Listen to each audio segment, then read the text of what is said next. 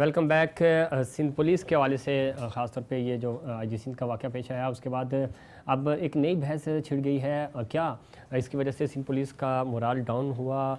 और यकीनी तौर पे ज़ाहिर है मोराल डाउन होता है किसी भी पुलिस के चीफ़ को। अगर आप इस तरह उसके साथ ज़बरदस्ती करें या उसकी रिट को चैलेंज करें तो ये मामलात अब चूँकि सिर्फ पुलिस तक महदूद नहीं रही है, पुलिस से सिंध हुकूमत और सिंध और वफाक आज हम देख रहे हैं कि आमने सामने खड़े हैं। वफाकी वज़रा की तरफ से जो बयानबाजियाँ हो रही हैं वो ज़्यादा मुतासिर कर रही हैं इस सारे अमल को। फिज़ा साहिबा, आपकी हुकूमत का मसला ही सबसे बड़ा ये है कि अगर वो खामोश रह जाएँ तो यकीन करें आप पूरे 5 साल पूरे भी कर जाएंगे आराम से। आपके वफाकी वज़रा बार बार ट्वीट भी कर रहे हैं। अली ज़ैदी साहब का वो ट्वीट जो अभी तक आईजी सिंध के हवाले से सिंध हुकूमत का कोई मौक़िफ़ नहीं आया, लेकिन उन्होंने ट्वीट पहले कर दिया।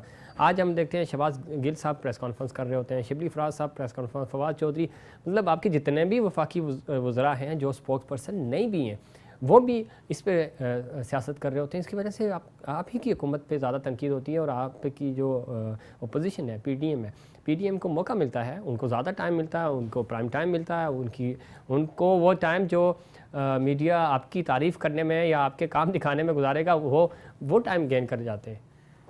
अनफॉर्चुनेटली हमारी मीडिया का भी थोड़ा सा ये प्रॉब्लम है कि bad news is a news and good news को ज़्यादा प्रोपेगेट नहीं किया जाता। जो हमारे परफॉर्मेंस है, इवन गवर्नमेंट की परफॉर्मेंस जो है उसको भी नहीं किया जाता। अगर बैठ के प्रेस कॉन्फ्रेंस करेंगे तो मीडिया को मजबूरी होती है दिखाने, वो आपके वफाकी आपकी बात बिल्कुल ठीक है। मैं आपको अभी बात हो रही थी ना कि इदारों की रिट और ये सारा कुछ, मुझे आप एक बात बताएं कि एक जलसा कराची में होता है जो पीडीएम करती है, यानी कि जो डकैत इकट्ठे हुए हैं जिन्होंने अपना पैसा बचाना था उसके लिए करते हैं। उस जलसे में ऊपर भी कराची वाले नहीं है, नीचे भी कराची वाले नहीं है, वो जलसा किया जाता है और उसमें कराची की ही बात नहीं की जा रही, उसमें कराची की बात नहीं की जा रही, उसमें ये नहीं बताया जा रहा कि कराची को कचरा कुंडी कैसे बना दिया गया, उसमें ये नहीं बताया जा रहा कि सिंध को एड्स ज़्यादा कैसे कर दिया गया, कुत्तों की वैक्सीन नहीं मिल रही, यहाँ पे इंसानों का कुत्तों से ज़्यादा बुरा हाल किया हुआ है इन लोगों ने। लेकिन ये चैलेंजेस तो हैं, सिंध में ये चैलेंजेस हैं, इसमें कोई शक नहीं। और उनकी जो कारकर्दगी है उस पे बात हो सकती है। लोग बैठ के जो गदारे वतन जो उर्दू के ऊपर कमेंट्स कर रहे हैं कि उर्दू हमारी ज़ुबान नहीं है, उस पे भी आएंगे। हमें इस वक्त ज्वाइन किया है साबिक डीआईजी सिंध जनाब सरवर जमाली साहब ने। बहुत शुक्रिया सर, आपने प्रोग्राम में वक्त दिया। क्या कहेंगे, कल का जो अफसोसनाक वाक़या पेश आया उसके बाद पुलिस में बेचैनी बढ़ गई, रिट चैलेंज नहीं होनी चाहिए थी, ऐसा कहना है सीएम सिंध का भी। इस पूरे मामले को आपने चूँकि सर्व किया है, आप समझते हैं पुलिस के अमूर को, किस तरह देखते हैं इस मामले को? मेहरबानी, आपने मेरा कमेंट के लिए मुझे लाइन पे लिया है। ये जो मज़ार कायद पे वाक़या हुआ था वो कोई इतना बड़ा वाक़या नहीं था जी। उसमें एफआईआर हो सकती थी और अरेस्ट भी हो सकते था, लेकिन अरेस्ट का भी एक डिसेंट तरीक़ेकार होता है, उस तरीक़ेकार के मुताबिक अरेस्ट किया जा सकता है जी। ये उसमें डिसेंसी का कोई एलिमेंट नहीं था। ठीक है। बात यह कि ये कोई बहुत बड़ा कोई वाक़या नहीं था जिसके लिए कोई रात को ही एफआईआर होनी चाहिए थी। ये एफआईआर अगले दिन भी हो सकती थी, उससे अगले दिन भी हो सकती थी। अगर सिंध पुलिस ये एफआईआर ना करती तो थ्रू कोर्ट जो है 22A और 22B के थ्रू भी एफआईआर करवाई जा सकती थी। असल इशू वो नहीं है, असल इशू ये है कि इसको मिस हैंडल किया गया। जिस तरीके से एफआईआर करवाई गई या जिस तरह से अरेस्ट हुआ है वो सबसे ज़्यादा अफसोसनाक है। जिस तरह रात को 2-3 बजे आईजी के घर पे लोग गए हैं और उनको मजबूर किया कि वो उनके साथ चले जाएं और वहाँ उनसे पता नहीं क्या बातचीत हुई। और ये जो इशू था इसको सिंध पुलिस ने बड़ा सीरियस लिया है कि 22 ग्रेड के सीनियर ऑफिसर को जो 1.5 लाख फोर्स का कमांडर है उसको इस तरह ट्रीट किया जाना ये काबिल कबूल नहीं है। इसलिए ये सारी दरखास्तें जो आई थी छुट्टी की, ये सारी उसी रेफरेंस में से थी। और बहुत अच्छा हुआ सिंध गवर्नमेंट ने बहुत समझदारी से काम लिया। छुट्टियों पे जो छुट्टी की दरखास्तें थी उनको उन्होंने रोक दिया है, छुट्टियां मंजूर नहीं की जी। और जो एक खिलाफ बन रहा था कि पुलिसिंग का जो एक बहरान आ रहा था उसको रोक दिया गया है। अब पुलिस अपना अपना काम कर रही है। इसमें सिंध गवर्नमेंट ने जो कमेटी बनाई है और जो आर्मी चीफ ने कोर कमांडर साहब को जो हिदायत की है कि जी आप भी इंक्वायरी करके बताएं, तो ये दोनों बहुत अच्छी डेवलपमेंट है। लेकिन मेरे ख्याल में इससे बेहतर ये होता कि हाई कोर्ट के किसी जज को जुडिशियल इंक्वायरी करने का हुक्म दिया जाता ताकि ये मामला सियासत से हट जाए। अब चूंकि जो सिंध गवर्नमेंट के वज़रा की कमेटी जो भी बयान देगी या जो भी नतीजा निकालेगी उसको पीटीआई नहीं मानेगी, और जो दूसरी साइड से जो भी अगर आएगा तो उसको हो सकता है सिंध गवर्नमेंट ना माने, बिल्कुल क्योंकि दोनों पार्टियां इंटरेस्टेड पार्टियां भी हैं। बिल्कुल ये सही कह रहे हैं बेहतर आप। होता। इस मामले को थोड़ा सा जॉइंट अगर करते तो ज़्यादा अच्छा था, और जिस तरह आप कह रहे हैं कि सिंध हाई कोर्ट की तरफ लेके जाते तो वो और बेहतर भी हो सकता था। लेकिन इस शुरू में जैसे आपने फरमाया कि ये केस जो है वो मिस हैंडल हुआ, आपको लगता है कि सीएम सिंध की जो पहली प्रेस कॉन्फ्रेंस थी उसमें आईजी साहब के हवाले से उन्होंने जिक्र तक नहीं किया, बाद में पीएमएलएन की तरफ से कुछ बयान आए और मीडिया की तरफ से प्रेशर बिल्ड हुआ, उसके बाद में उन्होंने इस पूरे वाक़े का तज़किरा किया कि ये वाक़या एक्चुअल में हुआ क्या है। मिस हैंडलिंग आपको लगती है सीएम सिंध की तरफ से हुई या वफाक की तरफ से हुई? कहाँ आपको लगता है कि मामला ख़राब हुआ ज़्यादा? मेरे ख्याल है मिस हैंडलिंग तो उन लोगों ने की है जिन लोगों ने रात को आईजी को नींद से उठा के अपने साथ ले गए हैं। नहीं वो जी असल इशू वो था। उसके बाद जाहिर है फिर सियासी पार्टियां हैं वो अपना अपना जो है उसमें गेम प्लान के तहत उसको प्ले करेंगी। वफाक अपने तौर पे प्ले करने की कोशिश करेगा और सिंध हुकूमत जो है वो अपने तौर पे प्ले करने की कोशिश करेगी, लेकिन जो वाकया हुआ है उसमें सिक्योरिटी इदारों ने अपने अख्तियार से तजावुज़ किया है, और वो चूंकि यहाँ सिंध में आए हुए हैं, जी सिंध में जो उनका जो नोटिफिकेशन है वो ये कहता है कि वो यहाँ in aid of civil power आए हुए हैं, ठीक है, वो एफआईआर करवाने नहीं आए हुए। ठीक है, उनका ये काम नहीं है। वो अपने अपने दायरा अख्तियार में रहते तो शायद ये वक़ुआ ही नहीं होता। बिल्कुल सही कह रहे हैं कि ये तो तजावज़ात जो उनके इख्तियारात से उनसे उन्होंने तजावुज़ किया और ऐसा नहीं होना चाहिए था। आपने सूबे को सर्व किया है, आइनी तौर पे उनको कहाँ तक इजाज़त है? क्या इस पूरे एक तो ये है कि ज़ाहिर एक प्रेशर था, लेकिन इस सारे मामले में सिंध हुकूमत बाखबर थी, तो जब वो बाखबर थे तो यानी अरेस्ट होने से पहले वो खुल के सीएम साहब क्यों सामने नहीं आए या सिंध हुकूमत की तरफ से कोई बयान क्यों नहीं आया? इस मामले को किस तरह देख रहे हैं आप? अब देखें, इसमें अब ये तो सीएम साहब ही बता सकते हैं, लेकिन जो मेरा ज़ाती ख्याल ये है कि इसमें इतनी अर्जेंसी इन्वॉल्व नहीं थी इस एफआईआर में और इस अरेस्ट में, जिस तरह की अर्जेंसी दिखाई गई। और ये अर्जेंसी यकीनन जो है पीटीआई के लोगों ने दिखाई है। ठीक है, क्योंकि आप देखेंगे कि जो कंप्लेनेंट हैं और जो एक वीडियो भी चल रही है सोशल मीडिया पे जिसमें जो पुलिस अफसर है, एएसआई है या जो भी थाने में है, उसके साथ जिस तरह की बहस चल रही है कि पर्चा करें करें करें, पर्चा तो अगले दिन भी हो सकता था और कौन सा दहशतगर्दी तो नहीं हुई थी, ठीक है, किसी का कत्ल तो नहीं हुआ था। ठीक है। आजी साहब आप लाइन पे रहिएगा, हमारे साथ स्टूडियो में जनाब मोहम्मद अकमल साहब सीनियर तजियाकार हैं, वो भी मौजूद हैं। फिजा ज़ीशान साहिबा पाकिस्तान तहरीक इंसाफ से हैं और वो भी बैठी हैं, हम उनका मौका भी ले लेते हैं। अकमल साहब, आजी साहब की आपने बातें सुनी, वो जो कह रहे हैं कि एक तो ये है कि रिट चैलेंज हुई, इसमें तो कोई शक नहीं, दूसरा ये बड़ा जल्दी में ये मामला हुआ और लगता है कि जो पार्टी बेस कह रहे हैं ना पाकिस्तान तहरीक इंसाफ के कुछ लोग इन्वॉल्व थे, तो ये पहले से प्लान शुदा था। देखिए, इसमें ये जमाली साहब का जो मौक़िफ़ है इसकी मैं तायीद करता हूँ कि इसमें जो है वो सिंध पुलिस जो है वो बेसिकली टारगेट हुई है। ठीक है, दोनों तरफ से टारगेट हुई है। पहले तो जो है ना वो रात को जो है वो आईजी साहब को लेके चले गए, ठीक है, उन्होंने टारगेट किया। उसके बाद फिर असल में उनको अरेस्ट करने के दो किस्म का प्रेशर था। एक कह रहे थे अरेस्ट करो, जो उठा के लेके गए, और सिंध गवर्नमेंट का था कि नहीं करो। ठीक है ना। अब वो उन्होंने जो है ना उस मामले में रिस्पॉन्ड ना करना मुनासिब समझा, अल्टीमेटली उनको लेके गए। ठीक है।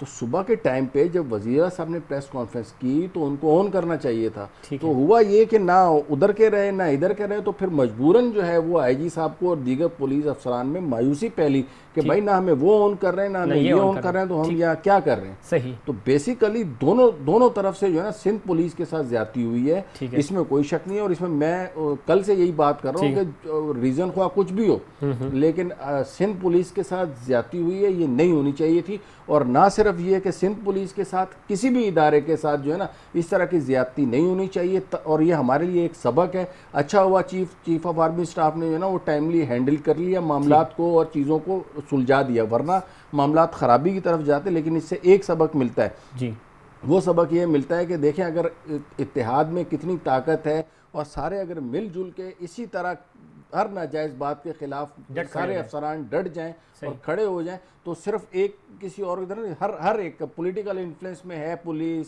दूसरे जराइम पेशा लोगों के इन्फ्लुएंस में होती है। लेकिन अगर इसी तरह यकजहती का मुजाहरा करें तमाम पुलिस अफसरान, तमाम इदारे तो इंशाल्लाह इस मुल्क में जो है ना वो जमहूरियत कामयाब होगी, वरना हम इसी बादशाहत में लगे रहेंगे। क्योंकि सिंध पुलिस को भी जो है ना वो होश आया तो सिर्फ जब अपने ऊपर आई है। इनके छोटे जो अफसरान हैं, SHO लेवल के, इंस्पेक्टर लेवल के, उनको भी इस तरह कई मरतबा ले जाते रहे, उनके साथ खुद इनके अपने बड़े अफसरान जो है ना वो ज्यादती करते रहते हैं, वहाँ पे ये लोग खामोश रहते हैं और उस टाइम पे जो है ना इनको कोई होश नहीं आता। अब जब इनकी अपने ऊपर बात आई है तो इन लोगों को थोड़ा सा होश आया, चलो होश आ गया, लेकिन इनको ये चाहिए कि अब आइंदा जो है ना वो अपने दीगर अफसरान के साथ भी जो है ना और अपने लोअर अफसरान को भी इसी तरह सपोर्ट करें कि ऐसा नहीं है कि किसी वडेरे का या किसी और का फोन आ रहा है किसी इंस्पेक्टर को या किसी DSP को और उस बेचारे को कोई ऑन ही नहीं करता और ये लोग उल्टा प्रेशर जो है ना बड़े अफसरान की तरफ। तो इसको जो है ना एज ए सबक लेना चाहिए कि सारे के सारी फोर्स और इदारे मुत्तहिद हों, अपने अपने डोमेन में रह के काम करें, तो इंशाल्लाह इस मुल्क में जमहूरियत कामयाब होगी। मसला तो ये है कि अपने डोमेन में तो तब काम करेंगे ना जब उनकी पॉलिटिकल भर्तियां नहीं हुई होंगी, जब उनकी पॉलिटिकल भर्तियां हुई होंगी, और जो कि दे कैन नॉट डिनाई कि कोई बंदा ऐसा नहीं है पुलिस में जो कि पॉलिटिकल आई एम सॉरी कि जिसकी पॉलिटिकल भर्ती नहीं होगी। ऐसे बहुत सारे लोग होते हैं, मेरिट पे आते हैं, मेरिट पे भी आते हैं, बिल्कुल आते हैं मेरिट पे, लेकिन ऐसा भी होता है जिन्होंने इस्तीफे दिए सारे CSS वाले हैं। मैं ये नहीं कह रही, बिल्कुल इंस्टीट्यूशंस को बिल्कुल आजाद होना चाहिए। मैं तो ये कह रही हूँ कि जब आप किसी पे किसी का एहसान लेके आते तो फिर आप उन लोगों की बातें भी सुनते हैं। IG साहब की बात, मैं एक इंस्टीट्यूशन की पूरे की बात मैं ये बात इस वक्त कर रही हूँ कि जो इन लोगों का हाल है, जो मेरी बात काट दी गई, मैं थोड़ा सा सिंध गवर्नमेंट के बारे में बात करना चाह रही हूँ। जिस तरह के आप मुझे प्लीज बात कर लेने, मैं तो इंटरफेयर किया नहीं आपकी बात में, आप क्यों बोल रहे हैं दरमियान में? सिंध गवर्नमेंट ने इधर अचकजई जैसे लोग जो कि उर्दू जुबान के खिलाफ बोल रहे हैं कि बाकी जुबानें, और ऐसे लोगों को आप ला के, ऐसे लोगों को जो मुल्क दुश्मन है उन्हें इकट्ठा करके आप यहाँ पे जलसा कर रहे हैं, और आप ये क्या एक्सपेक्ट कर रहे हैं? कराची वालों को आपने दिया क्या है? मैं यही कहूंगी कि आपने कचरा कुंडी बना दिया, यहाँ पे लोगों की जिंदगियां बर्बाद कर दी आपने। सिंध ये तो इंतजामी की वैक्सीन तक अवेलेबल नहीं है इस वक्त। 1 मिनट एड्स अदा कर दिया आपने, सिंध को तबाह बर्बाद कर दिया, उस पर तो एक बात नहीं की आपने जलसे के अंदर। आप तो अपनी यानी कि इधर सिर्फ वो तो ठीक है, लेकिन मैडम इस इशू पे आप क्या बात करेंगी? देखें इसमें वफाक की मुदाखलत पे आप क्या मेरा स्टांस ये है कि बिल्कुल देखें जो इन्वेस्टिगेशन है, इन्वेस्टिगेशन रिपोर्ट आएगी सामने, उससे बिल्कुल साफ साफ पता लग जाएगा। मेरा ख्याल ये है, हमारी पार्टी का भी यही ख्याल है कि ये इंटरनल कॉन्स्पिरेसी है जो जल्दी सामने आएगी और पता चलेगा। वरना मैं समझती हूँ CA जो IG सिंध हैं वो कोई इतनी छोटी चीज नहीं है, वो माशाल्लाह ही IG हैं और वो जाहिर है अपॉइंटेड ऑफिसर हैं, और उनको कोई कुछ वो लड़की नहीं है या कोई वो दोशीजा नहीं है जिनको कि अगवा रातों रात कर लिया गया और उसके बाद क्या हुआ या CM हाउस पे कब्जा होता रहे। और अगर ऐसी कोई बात थी, अरे ऊपर से phone should have taken the stand. I am sorry CM Sindh कि इनकी गलती, इनको अगर स्टैंड लेना था तो सुबह तक स्टैंड लेते इस बात पे। ठीक है, स्टैंड लेना चाहिए था। जमाली साहब, ख़ास तौर पे अगर सिंध पुलिस की बात करें तो सिंध पुलिस बेचारी हमेशा कुर्बानियाँ देती रही, लेकिन चूँकि सिंध में रेंजर्स भी मौजूद हैं, कहीं ना कहीं क्रेडिट रेंजर्स को कराची के अमन अमान का ज़्यादा मिलता है। सिंध पुलिस वहाँ पे भी उनका हक मारा जाता है, इवन मीडिया पे भी मैं खुल के कह रहा हूँ कि उनको उस तरह पजीराई नहीं मिलती। लेकिन इस तरह के वाक़यात पुलिस के मोराल को और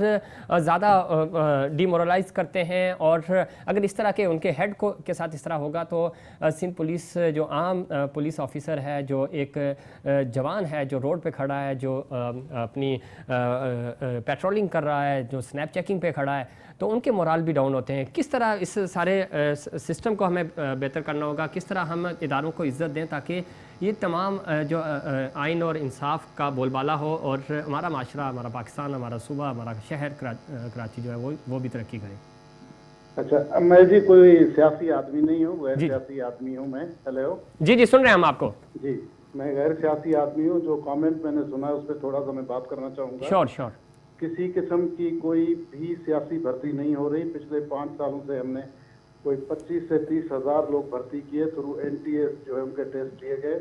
उसमें आपके जो है जो CPLC के मेंबर भी थे, 5 कोर के मेंबर भी थे, इसके अलावा जो है सिंध पुलिस के भी लोग थे और बाकी सिविल के लोग थे।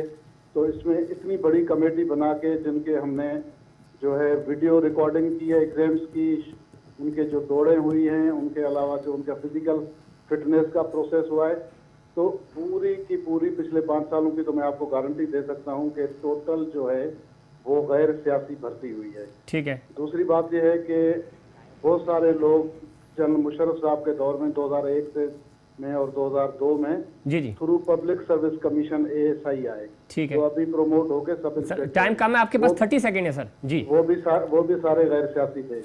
अब जो आप कह रहे हैं कि जी रेंजर्स को जो पजीराई ज्यादा मिलती है, तो यकीनन हमारा उनसे कोई कंपटीशन नहीं है। जी जी वो हमारी मदद के लिए आए हुए हैं, उनकी इज्जत अफजाई भी हमारी इज्जत अफजाई है।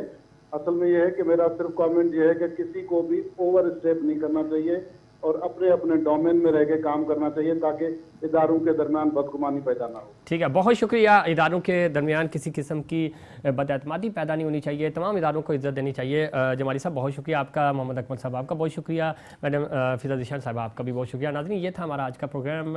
उम्मीद करते हैं दीगर प्रोग्राम्स की तरह आज का प्रोग्राम भी आपको पसंद आएगा। मुझे और इनसाइड पाकिस्तान की पूरी टीम को दीजिए इजाज़त। अल्लाह निगहबान।